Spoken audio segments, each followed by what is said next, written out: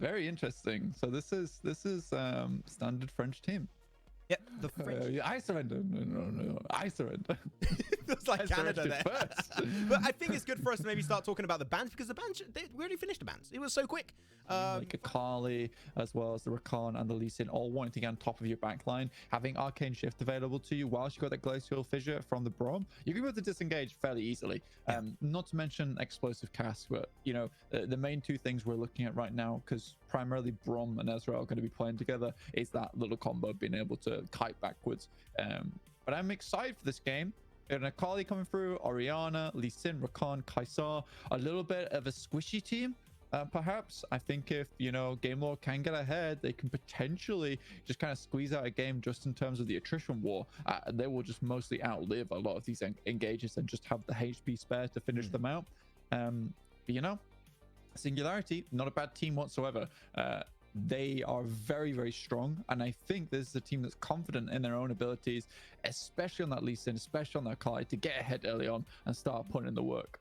Because Singularity, as of recently, not having some great time. Sure, they did win 2-0 versus Game Lord in the Zenith tournament, but as of recently, they lost 1-2 versus Footballist and 1-2 versus Team Kesso, so they need to get back into there, and hopefully that is what's about to happen in this matchup, where they're going to be having another one versus Game Lord. They lost against them last time. They won against them last time, should I say, 2-0.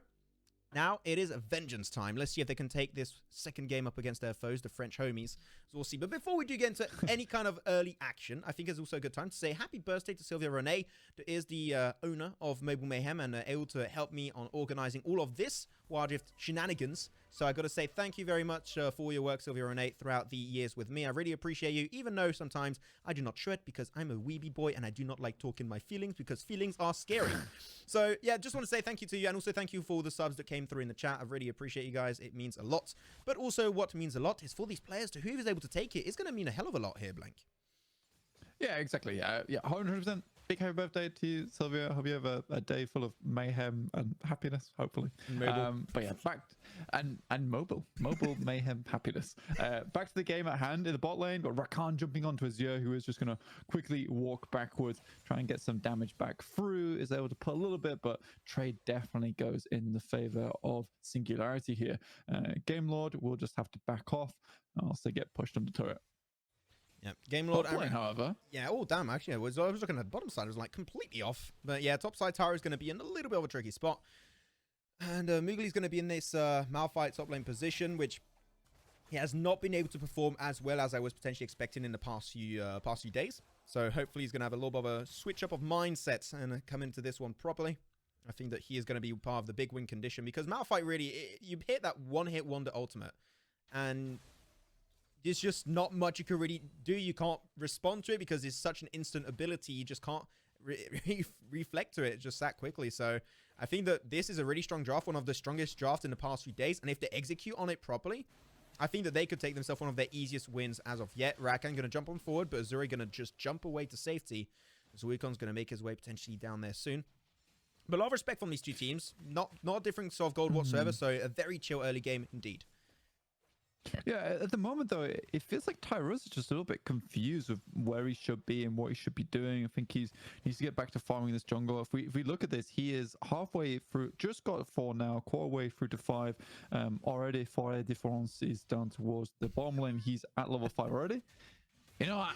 I'm going with it, all right? Foray, I am somewhat French, okay. I just like how, like, the entire time is that she just perfect British accent and just like, I don't know, for a difference. No.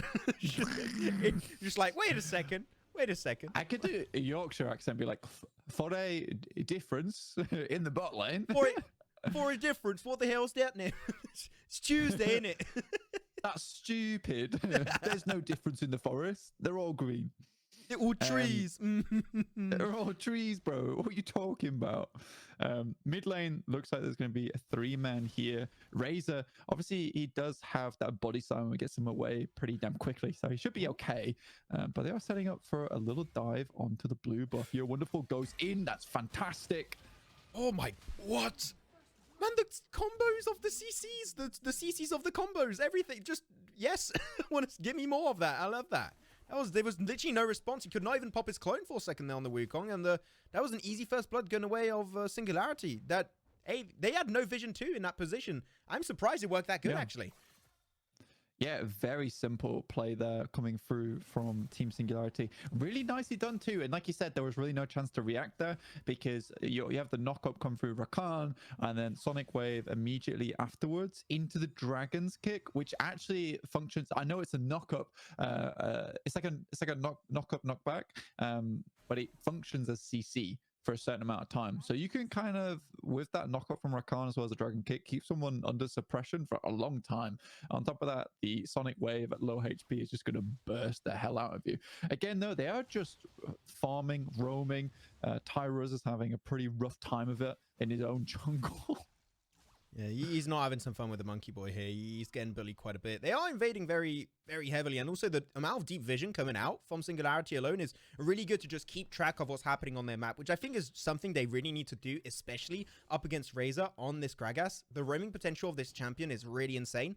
And you don't want to allow him to get some easy ganks, because the moment he gets that level 5 power spike, he's got that ultimate that can just displace anyone, and he can just get those easy ganks. That's where things look very scary. And I think that here's just the side of Singularity finding a way to deal with that. Is just, okay, we know that their roaming is really strong. We're just going to go for deep vision to keep track of where they are around the map to make sure those ganks just don't have an opportunity to happen. So I think the Singularity are playing this one actually really good, at least for the early stage. Yeah, no, I would 100% agree here. Now they've all set themselves up ready for this Drake, which is the Cloud Drake. They want to be able to get that roaming potential coming through. The extra move speed's very nice here. Azure and Ica both actually split away from the team. Sonic Wave does hit onto the Brom. Will go for it. That is a perfect combo. What the? But Ika's going to stay alive, and now there's going to be the side of Singularity going actually pretty low. Great Glacial Fissure onto the back line. Oh my god, the 4-man Shockwave. It was actually a 3-man. There was a fake monkey there, but it doesn't matter. Still a huge Shockwave coming out from this Orianna. As Akali, she's going to go dive, and this is why, ladies and gentlemen, you ban away Akali, because it's too damn broken if it gets on too many squishies just like this. Max, though, just going back to the beginning of that fight. That kick. 4A. The thing is, though, is that he made that look so easy, but I am going to tell you right now, if you're playing on mobile, actually performing the 1 into the W over the wall whilst mid-flight and then hitting the kick afterwards, that is really difficult to pull off. And for it made it look so easy that it looked like a baby could have done it if he got on an iPad. That was mental. Honestly, yeah, I have to say, that's the best kick I've seen in the entirety of me watching Wild Rift. That's why I love Lee Sin so much. The mobility he brings to the table, and just the moment you hit level 5 is just so unexpected what you're going to do. The one person you kick could just die instantly. Unfortunately, it was Ika on the Braum, and Braum can easily reposition and jump on his teammate, so that did not result in a kill right away. But the idea was there nonetheless. And they're going to give it another shot. Though be careful. Herald going to get a little bit of CC on them. They've got to be cautious what they do. They don't want to get collapsed upon and sandwiched, which I fully understand. So they're going to move away from that one. Herald is slowly going to get reset. So he's going to go back to his very own pit. Back to his room he goes. As a, back to his trove. Back to the trovers. He's a trover now. That's what he does. It's in the trove cave. He's gaming. Pulls out his phone. Just sets up Wild Rift quickly. Rampog in mid lane, just bullying Razor here. And now they can kind of look to take this fight because Razor's quite low. Great engage. Glacial Fish is going to get so much CC. Oh my god, the knockups there were big onto the kick. This Lee Sin is godly. And now Akali, she's just going to have so much fun. They're all so low. Gets bumped away, but he's got a shield. Rampog, will he die? He goes for it once again. This guy is unstoppable. And Rampog, with just about 10 HP remaining, slaughters the entirety of Game Lord. And Game Lord shall keep the name of Meme Lord, at least for now. I do not believe the moves from 4A at the moment. Man, the guy is insane, but honestly, like you said, Max, Rampog. That guy has excellent target acquisition there. He knew exactly who had to go on. He could have got the ultimate onto 2 other targets and trying to get that health percentage damage through onto more members of the team, but he knew that, you know what, I'm just going to remove Azure from this fight straight away. I don't want to have that carry up in this fight, and he makes it happen.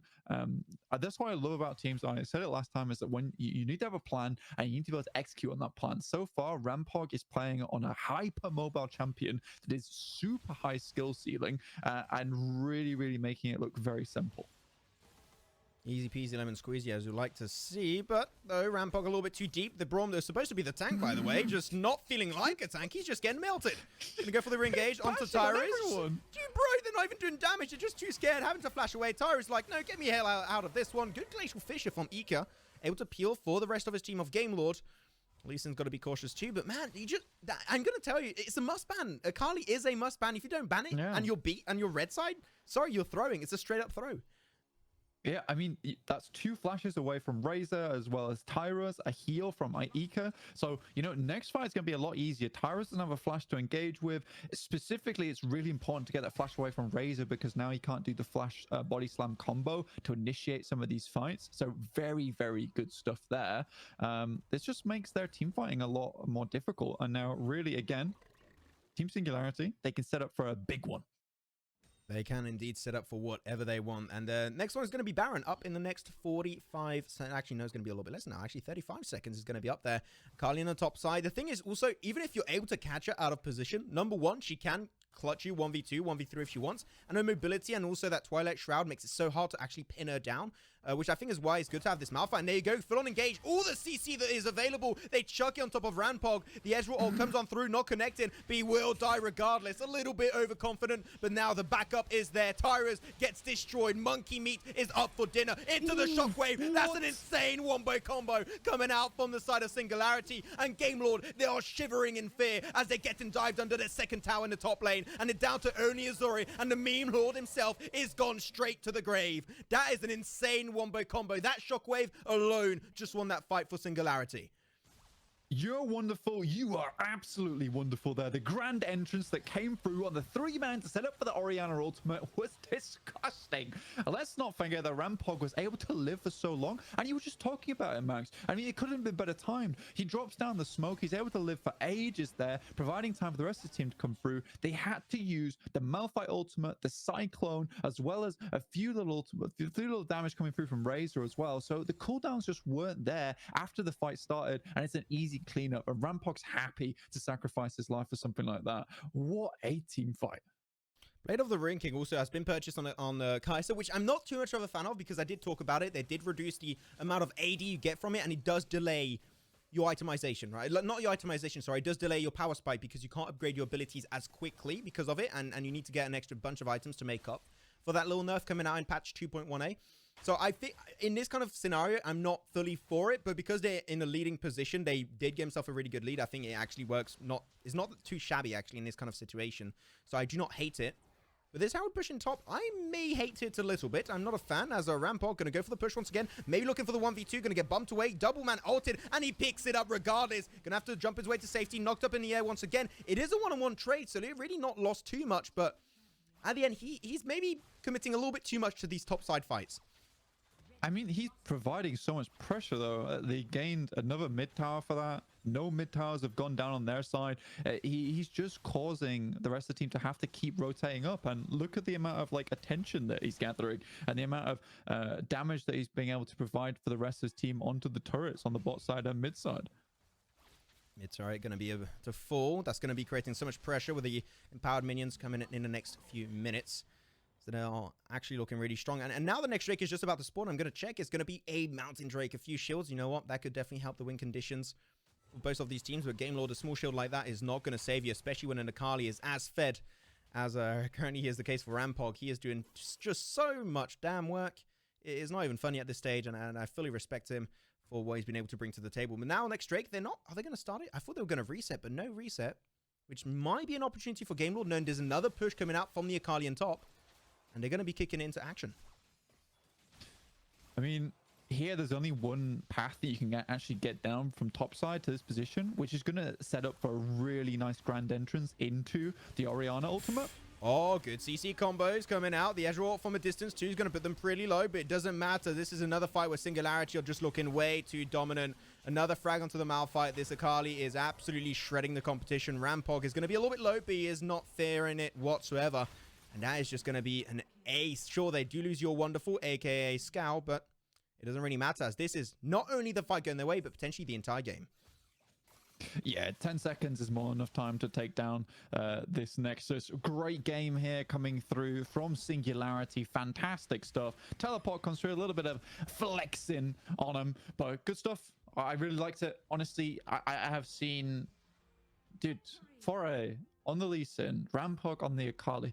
Like, there was too much to talk about. Like, I think the two most, I think the party bans here are probably going to be Orianna, Lee Sin. In which case you kind of have to